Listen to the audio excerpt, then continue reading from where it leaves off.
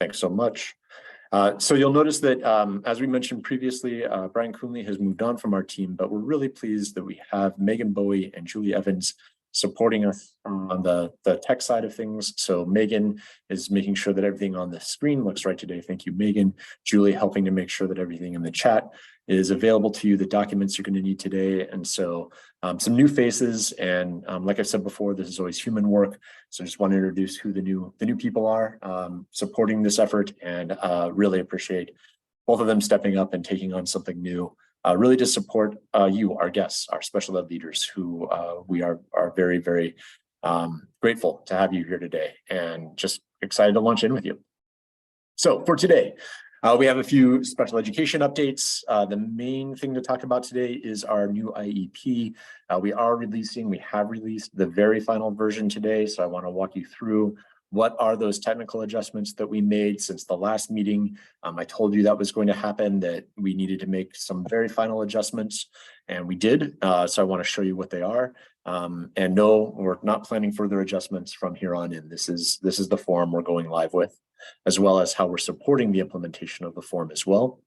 We have some new options for special education licensure to also discuss, and then, as always, time for Q&A at the end. And if you want to add anything to the Q&A discussion, feel free to go to Q&A on your toolbar there, and just feel free to start putting any questions that you maybe came with today. We want to be responsive to you. We want to be supportive of your work, especially this time of year when things always begin just to heat up so much as we sort of race to the end of the school year. If there's anything you came wanting to know about today, please let us know. We want to answer as best we can. So as we get started, just a few special education updates, and I'm going to first invite my colleague Janelle Roberts to tell you a little bit more about an opportunity to join a statewide committee. Janelle, thanks for being here. Take it away. Thank you, Russell. As many of you guys may know, starting in 2020, or 2000, there was a group of people working to reduce restraints and seclusion across the state. And there's an opportunity for more members to join this particular committee. So if you're interested in joining, it meets with lots of different state organizations, different members from approved special ed schools and public schools. Please reach out to Natalie. She will be able to give you kind of what the schedule is for the rest of this year and what the schedule for next year will be. We meet quarterly on Fridays, and we're looking just for more membership into our group. Next slide. The other opportunity we just wanted to pass along is this year is the 23rd annual provider forum for restraint and seclusion prevention. If you haven't attended this training, I've gone many of years. It's a fantastic opportunity. They talk about the 6 core strategies and a great opportunity and training for all levels of staff. So the link is here to register, and there's a little bit more information about the restraint and seclusion initiative in the slide. Thanks, everyone. Excellent. And Janelle, do you mind just taking just for 1 second? I neglected just to introduce your role. If folks aren't familiar with you and your work, Janelle, do you mind just saying what it is that you do here at DESE? Yes, absolutely. I am Janelle Robertson. I am the assistant director for the OSEP office. So we work with the approved special ed schools and the collaboratives. Definitely. Thanks, Janelle. Thanks for being here. The next thing that I just wanted to update you on briefly is that there was a March 24th letter from Secretary Cardona about calling for an end to corporal punishment in schools here in Massachusetts. This is not big news. We don't use corporal punishment in our schools, but there's always, more to the story, a little more to just make sure that we remind ourselves of, such as this letter's emphasis on evidence-based strategies like multi-tiered systems of support, positive behavioral intervention. So even though, we could easily look at this and say, doesn't immediately apply to Massachusetts, where we certainly don't use corporal punishment in our schools, that we want to make sure that we look at just, other takeaways, though, that we can apply to our work from this. And then, there is a footnote just to mention that there's an emphasis in this footnote about the use of restraint and seclusion is that there's no evidence-based support, is what the footnote says. No evidence-based support for the use of restraining and seclusion as a strategy to modify student behaviors that are related to their disability. and the Department of Education saying that they have a long-standing position that every effort should be made to prevent the use of restraint and seclusion, and that behavior interventions must be consistent with a child's rights to be treated with dignity and to be free from discrimination and abuse. And it's such an important topic just for us to remember. Definitely since 2006, our statewide effort to reduce and eliminate the use of restraint in our state. And that we also have an emphasis on timeout where a student is removed from a classroom. We are also trying to reduce and eliminate in our state.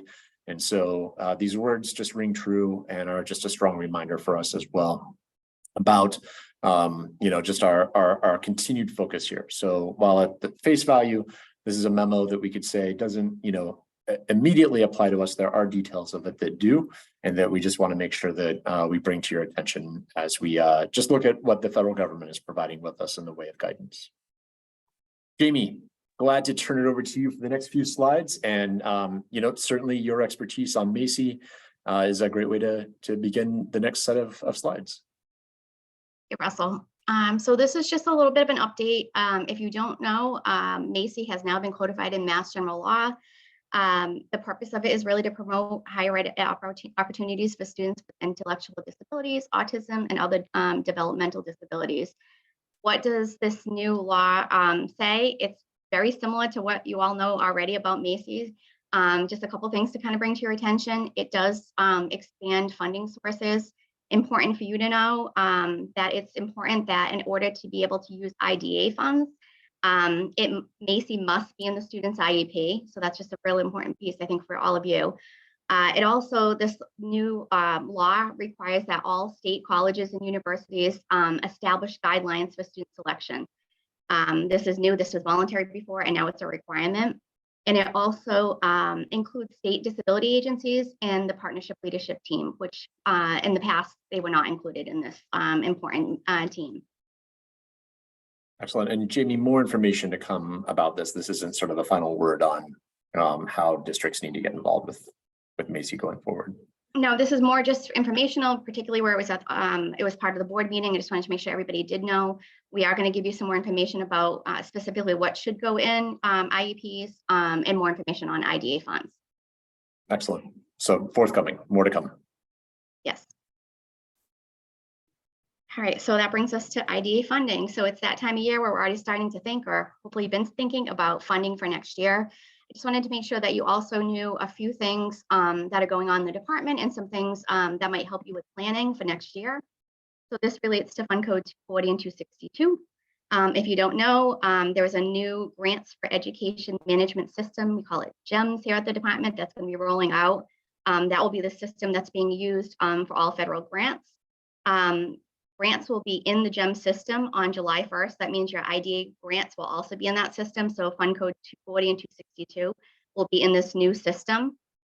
Just a couple of things that I think are important for you to know. The timeline is a little bit different. So it'll be loaded July 1st, which is a little bit earlier than has been done in the past.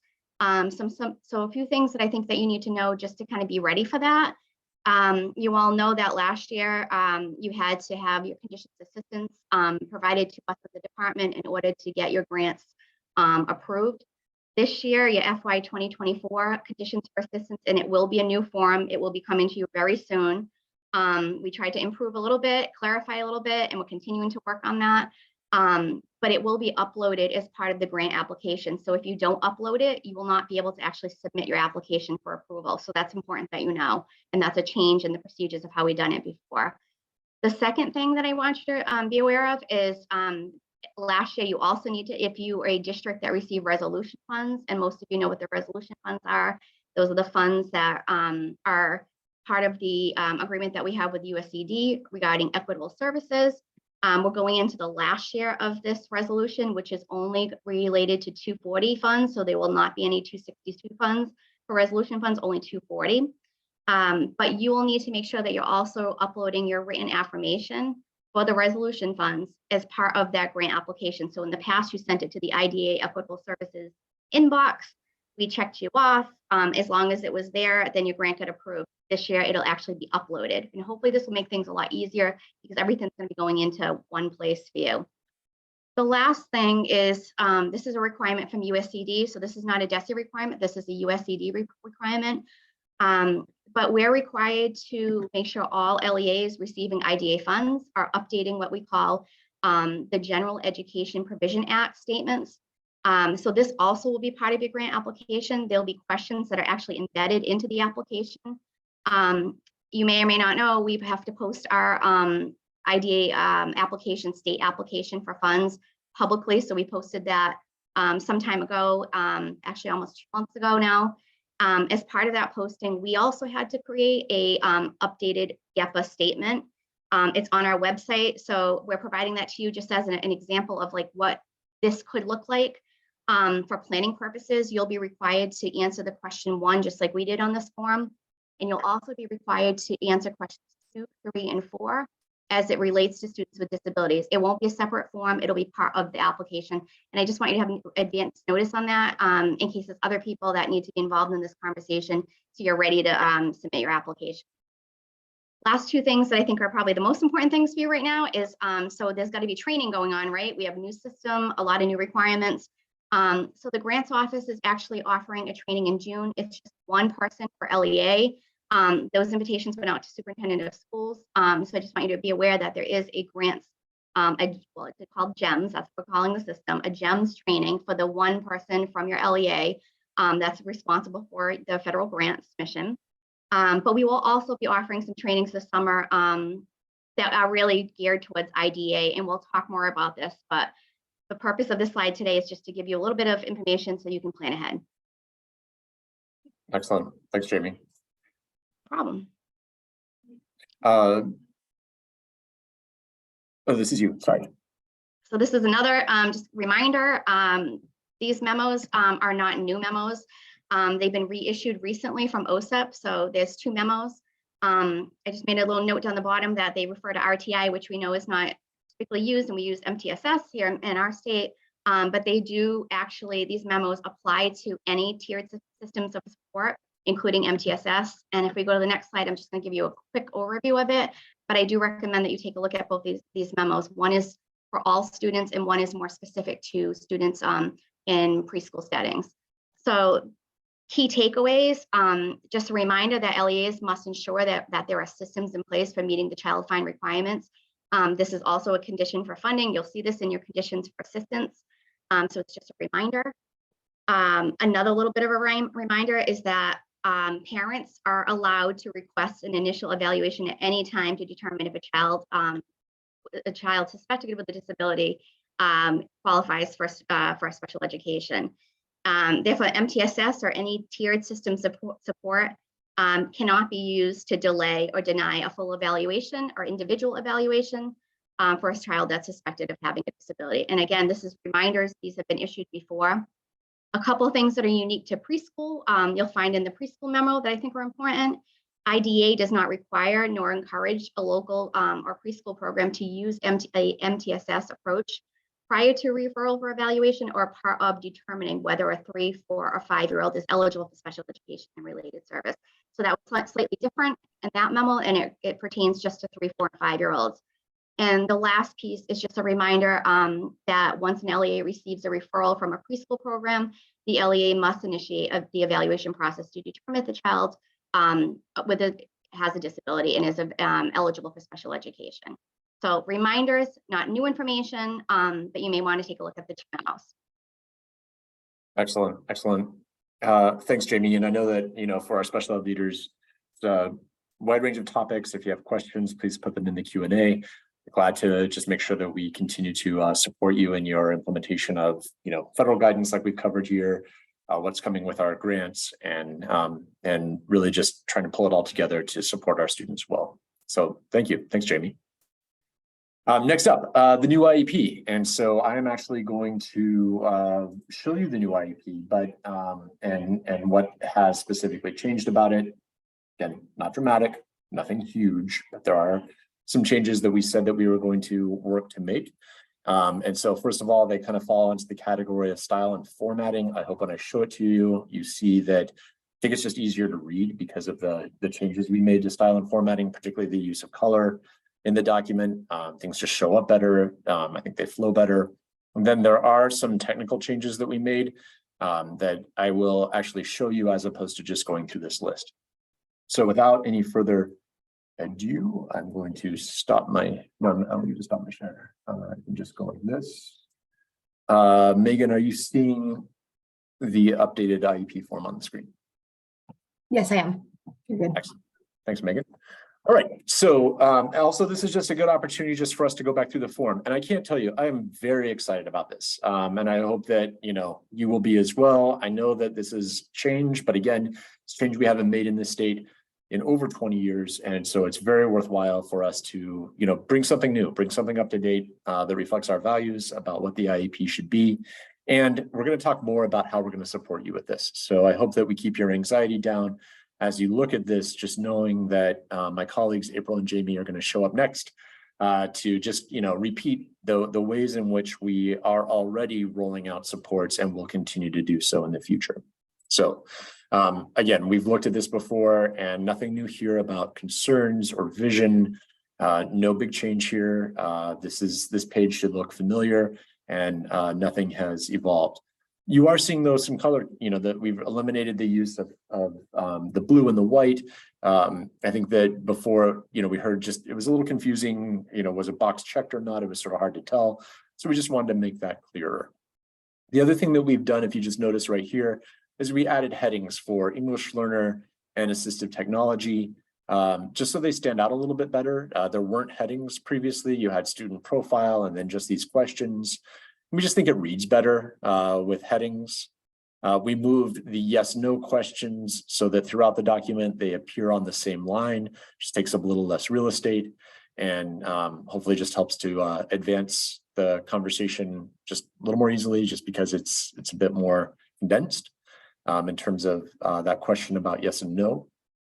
Again, I just want to underscore how important it is that we have very deliberately put this question about English learner first under the student profile, because we want to make sure that we are very much supporting our duly identified students right off the bat, thinking about if a student is duly identified, how does that impact the development of this entire IEP? And so this question about considering how a student's language need relates to the IEP is something that I think is a growth area for all of us, and something that, we can all just continue to develop our understanding of, our work on as we continue to just implement this new form. So moving on to present levels. Again, just, some formatting things that we worked to adjust. So very small thing, like we had academic performance was also a heading here, but we felt like it was just too many headings. We have academics here, we had academics as a heading here. So we just changed it into briefly describe current academic performance, just as a sentence instead of, a heading and a sentence. Again, small detail, but working to try to improve the readability of the form, the accessibility for families, the ability to have this translated. We're all on our minds as we made some of these small adjustments since the last time you saw the document. Of particular note, as we get down to this page around our present levels of academic and functional behavior performance around behavior, social and emotional. Just a reminder that, up here at the top, we said, complete only the sections that apply to the student. So if the student doesn't have needs in the area of, behavior, socialization, emotional development, the team would write an A here. We want to be transparent with families, that with the whole team that, this was considered but not found to be necessary. And so just putting that NA is fine. Or obviously filling this out where it's needed. We want to make sure that we're bringing this information. And overall, I just want to restate my hope with this whole section around present levels is that this does bring about a change in how we write IEPs, that we rely less on cutting and pasting from students' evaluations, as we commonly do under the current present levels of performance, and instead, write in a much more succinct way here in this section about what is the student's current performance, what are their strengths, interests, preferences that relate to this area, and then the impact of the disability. And we hope that, again, this can be stated in a more summarized way, perhaps more briefly than cutting and pasting, findings from evaluations, and most importantly, more up to date, because, you know, a lot of cases evaluations were done maybe a few years ago. If a student was reevaluated 2 years ago and we're still cutting and pasting from that evaluation, that information isn't really germane to developing the IEP for this year. You know, what is the current student's current performance now? What are their strengths, interests, preferences now? That's what we really want to be describing here. And so I think this is one of the areas where perhaps there's, you know, a request for change in how we write IEPs, but I hope it's more user-friendly for educators, for parents, that we're just trying to put this out in kind of clearer, simpler terms about how the student is performing to help guide the rest of the IEP. You know, if we can kind of understand current performance, if we understand strengths and impact of disability, that's going to help us write better goals. That's going to help us decide the services better. And, you know, just making sure that we find that through line across the entire IEP that I think is an area for just continual improvement for us. And I appreciate the feedback we've gotten on this, that people have said that they see the need for this, and that they're willing to, you know, to just, you know, get on board and see just a revised way and an evolved way of writing an IEP. The other thing that you'll notice is we've called out the bullying section. This box, there wasn't really kind of a space between the behavioral, social, emotional, and bullying. And so where a student, you know, might not have needs related to, there might be less here around behavior, social, emotional. There could be more here around bullying. So we just wanted to call out that the bullying question is unique from this overall consideration about behavior, social, and emotional. Yeah, no other changes here. An important thing on this page about communication, if you recall from the previous version, we had an asterisk, and the asterisks began here around AAC, around augmentative and alternative communication, where we said that certain sections of the IEP were recommended but not required. We have had a chance to rethink that, to delve into it a little bit further, and we were able to remove those asterisks. So everything in the IEP is just now weighted equally. There's no recommended section anymore. And I think that'll sort of cut down on any kind of acrimony about, you know, did a district decide or a school decide to include a recommended section or not? It's just one form now. And I think that it's a bit more logical, a little bit more approachable if it's just, you know, all one and we have the kind of the basis for it. I appreciate that a special ed leader immediately reached out to me after our initial presentation of the form and said, you know, we previously had the description of AAC as being tied to devices. And a very wise person reached out to me and said, Russell, remember, there are also systems involved. So maybe a student is using PECs as you know, using a picture exchange system. And so just notice that we broadened the use of device to include device and systems, not just devices. So appreciated that feedback. And that was really what we were looking for with that, you know, our initial release of this form was to say, maybe there's some words we need to change. And so we really look to just work on, I hope what you're seeing is, you know, overall formatting, overall use of words, working to condense things like taking away the asterisk so that it doesn't lead to confusion, just make this as simple and streamlined as possible. Noticing on the additional areas, there's nothing further here. Again, there was an asterisk related to orientation and mobility.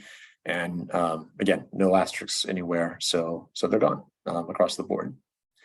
With the transition planning that is now embedded in the IEP, just notice that we made this dotted line box really clear around the 3 pages that are devoted to transition planning.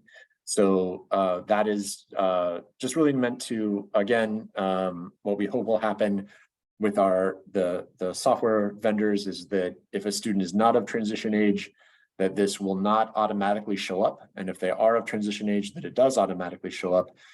But also remembering that if a team wants to start transition planning before a student is 13, they can actually manually add this section, but that it wouldn't show up if not necessary. And we just felt like this border around this section is important because, you know, a lot of us who do this work all the time kind of know what relates to transition, but if we don't sort of have a beginning and end to this section, Could be that somebody picks it up and thinks that, maybe this is something that is relevant for all students and thinks we need to work on this for a student who's maybe, much younger than age 13. And that's not the case. We just want to make sure we're really clear about here are the sections devoted to transition, and it's finite. It's connected just to these 3 pages. There are some changes that we made to the verbiage around transfer of rights and decision making. And so it's really important, as we get to know the new form, is please use this as the language to use going forward. There were some tweaks that we made, just really thinking through as we're asking, ourselves, what does a 17-year-old do relative to transfer of rights versus what happens when you're 18 and older? And how does this sort of reflect decisions that are made outside of the IEP process? These decisions are not typically made during the IEP meeting. And so we just really wanted to make sure this language was, again, just as clear as possible. So there are some language differences here around kind of, again, word choice. It's not dramatically different. You'll see the choices are very much the same in terms of, who's making educational decisions going forward. But we did just try to clean up the language here just a little bit. So that's, really it for the transition section. Accommodations and modifications didn't change dramatically. We did notice that we had classroom accommodations written twice. And so a change from the last version is that we have classroom accommodations in the accommodation section and classroom modifications in the modification section. It's pretty easy and straightforward. Just appreciate that catch.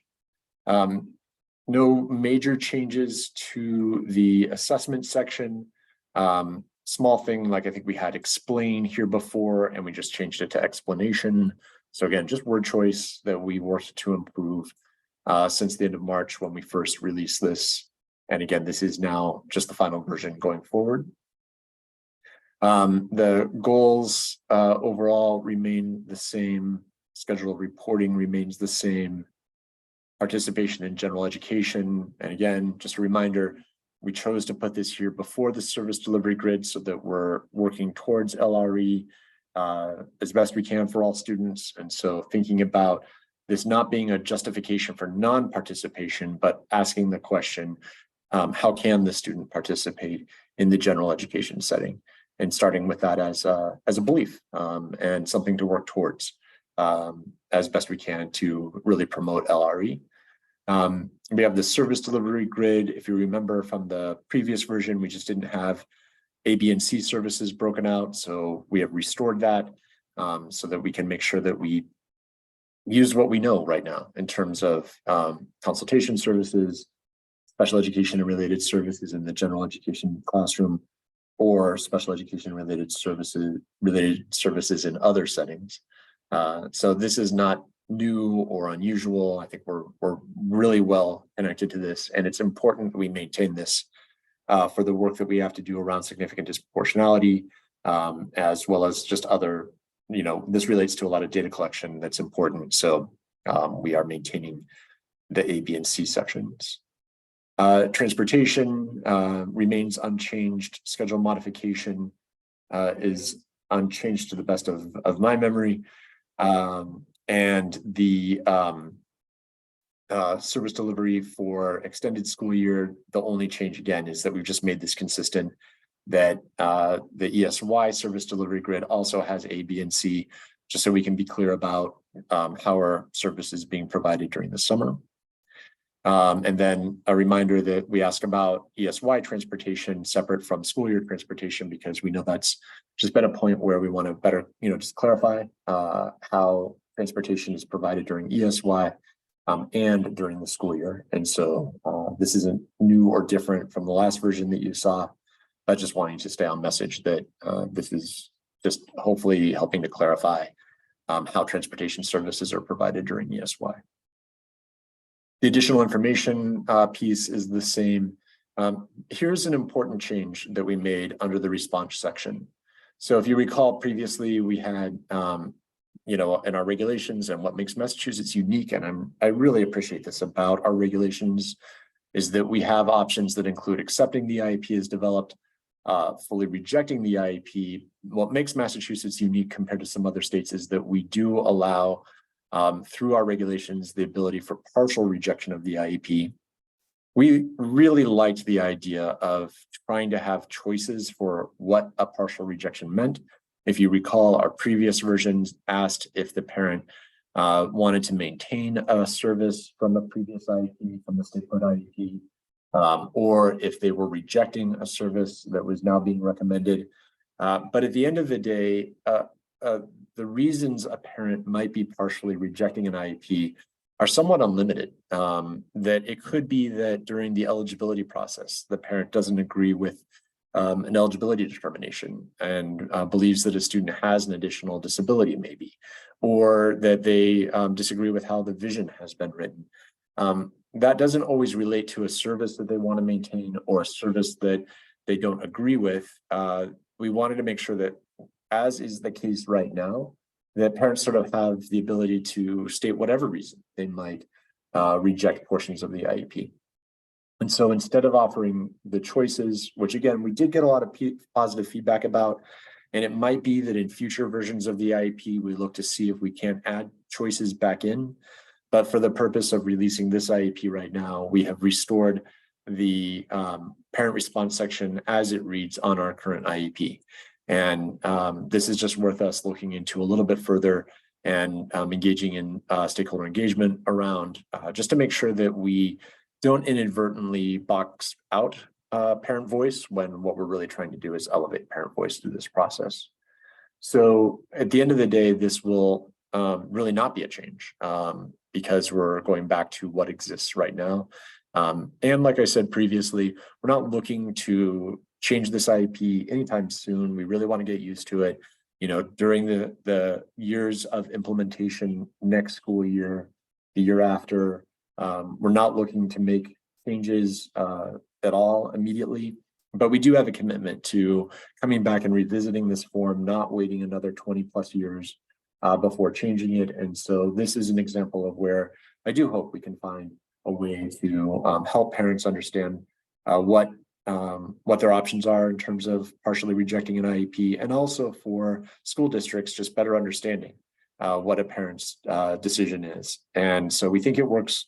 It would work well both ways if we can work to find the language that will be useful here, but that just needs a little more time. So we're getting started with the IEP as written, as you see it here, and I'm excited about that. I'm excited about what this will mean as we roll forward, as we just, you know, bring in the change that this new IEP will evoke for our students.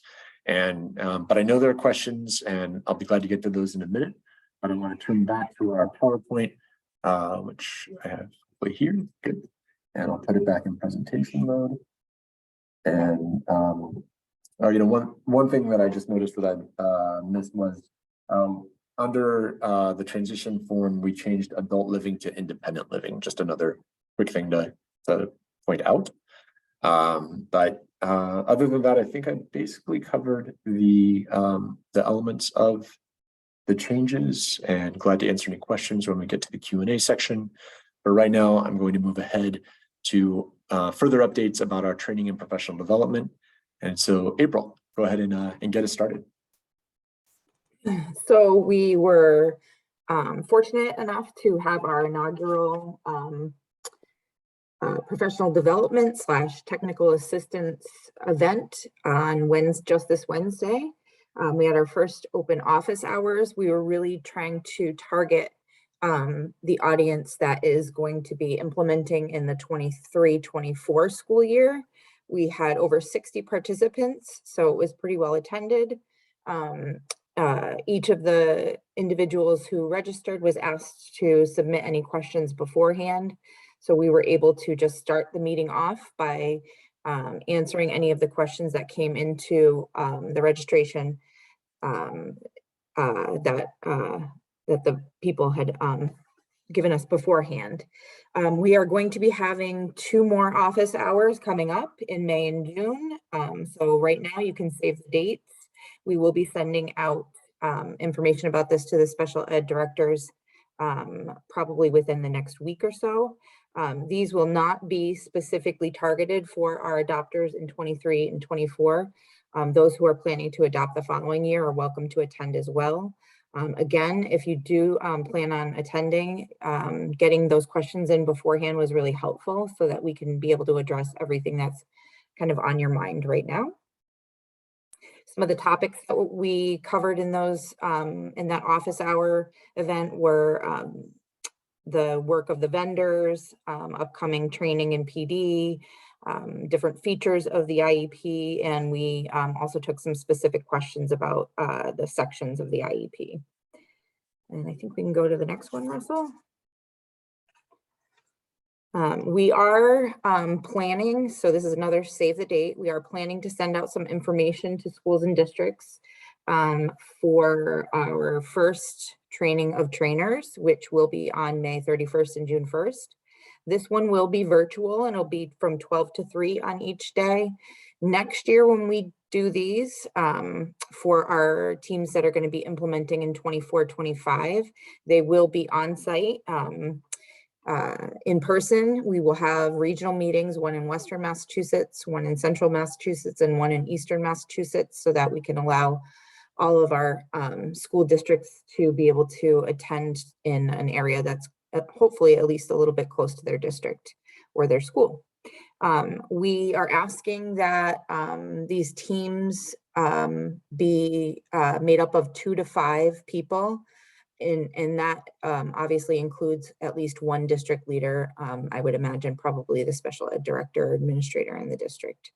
And we want someone who can really kind of make decisions about coordinating the rollout process, because in addition to providing training instruction on the different sections of the IEP and what can and should be included in those sections, we will also be walking people through a process of creating a rollout plan that will be individualized for your school or district. And that will include thinking about professional development throughout your schools and districts, any other logistical considerations, etc. And again, we're really encouraging people, only people who are planning on implementing in 23-24 to attend this training. We understand that there's some uncertainty about that, but we want to be able to provide our earliest adopters with as much support as possible. So this is really intended for them. And I think that's the end of my slides, Russell. Did Excellent. I miss anything?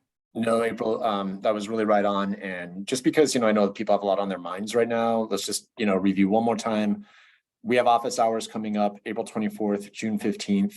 April, the special ed planning and policy team is sending out information about the office hours so people can look for their email to get more information about this. April, I just want to underscore the office hours are available for anyone. So if you are implementing in 24-25, but you have a question now, please come to our office hours. And these are going to repeat. The availability of office hours is just going to stay as a continual support all throughout, like the dates we have here, plus more dates going forward. But if you have a question, please come to our office hours.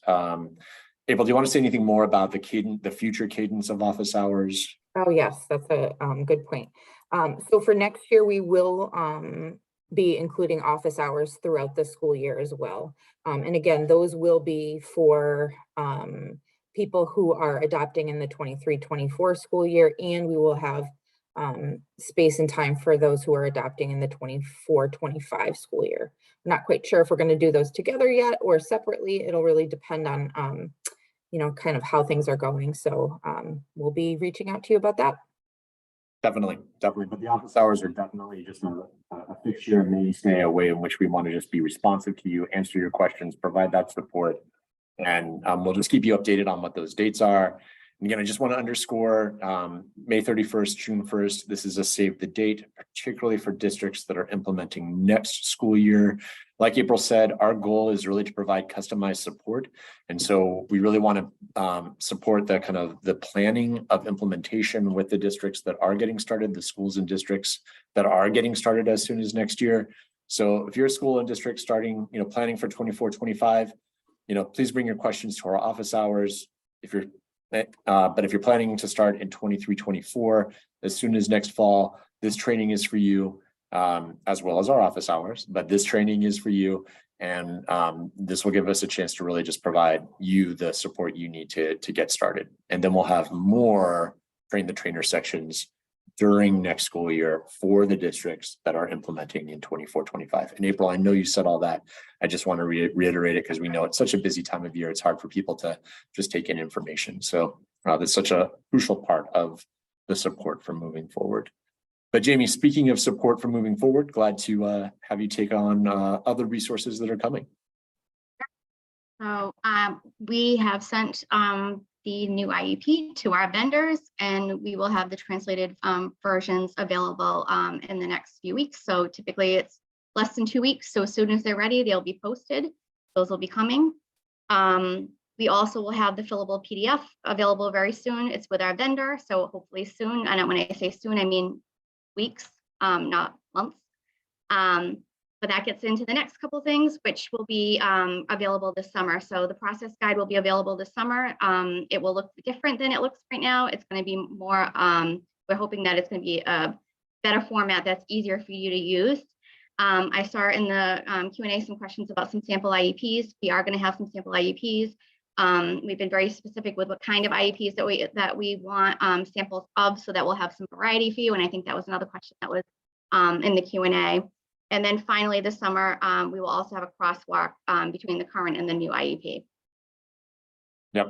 So more resources to come, and we'll obviously just keep you updated as they become available, and just share them with you and walk them through with you so that you're able to use them with your teams as well. Yeah, and as far as keeping people updated, Russell, that's a good point. So we'll send things out in our monthly emails that we send out. We also post things, so look at the announcements on the special ed landing page. That's where we post things when they're new, so that you'll know. But we'll also send things out directly via our listserv, so you'll get that information in multiple ways. That brings us to grant funding. Unfortunately, we still have not got our allocations from USCD for next year, so we can't give you specific information right now on how much money each grant will be for each district, but it's coming soon. We'll have information early summer. It's really the purpose of this is really to support the implementation and any type of adaptations that you need to make to your software programs. It will be available to LEAs, approved special ed schools, and collaboratives. Great. So during the last meeting, we provided you with a survey to let us know, particularly if you were planning to implement the IEP either during the 23-24 school year, so next school year, or during the 24-25 school year. We had a healthy response, but not from everyone. And so if you're participating in this meeting today and very importantly did not take the survey, we're putting the survey in the chat again. If you could just take a minute to fill it out for us, just so we continue to have a sense of where people are at, where districts are at, where schools are at in terms of implementation, that would be really helpful for us. So again, if you didn't fill out the survey the last time, please just take a minute to let us know what your thoughts are about implementation. Just helps us, customize our supports to kind of what we anticipate in terms of the volume of schools and districts that are supporting next year or the year after. Just so you have a sense of what we heard with that first go around, 167 responses. 45 schools and districts indicated that they are planning to implement next year, 122 during the 24-25 school year. So again, not unexpected. We did expect more for the 24-25 school year than the 23-24 school year. So that's right in line with what our thinking was. But we really want to just make sure that we continue to update this, because we know that there are many more schools and districts out there that just haven't told us what their thoughts are just yet, and it will help our planning purposes to know. So if you get a chance, just take that survey if you haven't. One of the questions on the survey was what better and more support can we provide to you? And here are the results that we heard so far. Overwhelming request for support around the updated IEP, and the addressing mental health, social, emotional, behavioral, personnel. The top 3 choices there, and then getting into fiscal, and I won't read to you the other requests for PD, but this is helpful for us to know in terms of how we can continue to support you as we move forward. So thanks for your responses so far. And again, if you haven't taken the survey, it's short. Just please take a minute to fill it out and let us know. One of the topics that you requested more support around is the special education staffing issues. And so what I next want to let you know about are some proposed license changes that we are considering right now that our board voted on Tuesday to go out for public comment on. And I hope you see these as being useful and practical and supportive of the work that you're doing, ways in which we can change licensure requirements to still maintain the quality of special education services, but make licensing and licensure more responsive to the needs of schools and districts right now. So here's what they are. So first of all, a teacher, let's just imagine a general education teacher who has an initial or professional license and might be interested in moving into a special education field or getting an ESL license. We have created the ability for those teachers to obtain a provisional license. So if you're already licensed in one field, you could get the provisional license in ESL or special education. And what that would require, again, once you have a provisional license, it's good for 3 years. And during that time, you would have to complete the internship for an initial or professional license. And we're kind of imagining that then allows for that internship to happen on the job, which might ease the transition from for general education teachers who might be interested in teaching in special education. I'm very excited about the next bullet point.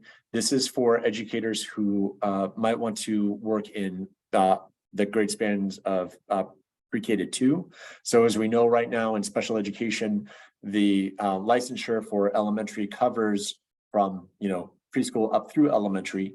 And in order to get certified, a teacher has to meet all the same requirements if you're teaching preschool as you are if you're teaching 5th grade. And what we're trying to do is differentiate the requirements. And so this new license sets standards for getting a license in just grades pre-K to 2 and would not require, for example, a teacher to pass the general curriculum test in order to get this license. They would have other requirements, but not that one. We think that might open the door for more teachers who are maybe not necessarily passing the general curriculum test, but certainly have the skills and ability to teach in our pre-K to 2 class grade levels, to be able to get a license that really shows that they have the knowledge and the skills to teach in those grades. So we're excited about this as a proposal.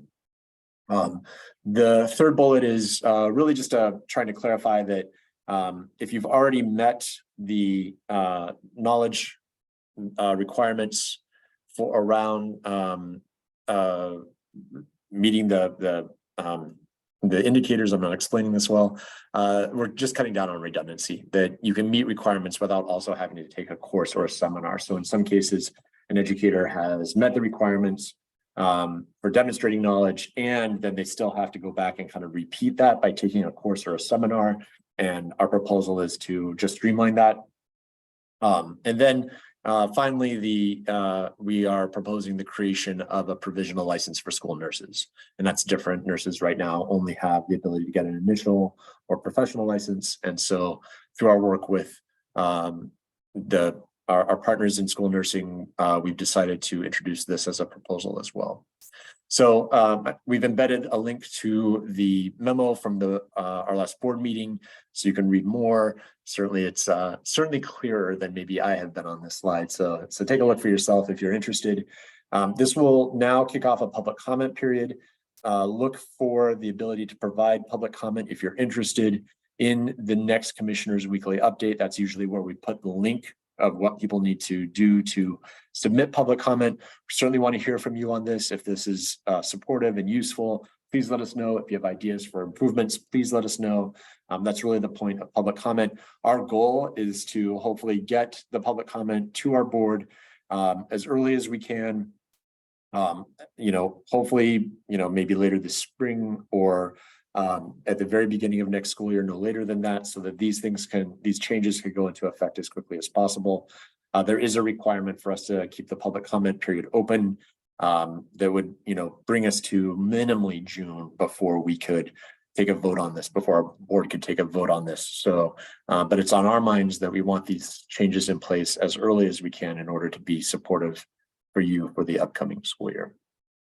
So with that in mind, that's our presentation for today. I will stop the share and go ahead and open up the Q&A. I know that there are a lot of questions about the IEP, and so maybe we'll just take a look at what we've got there.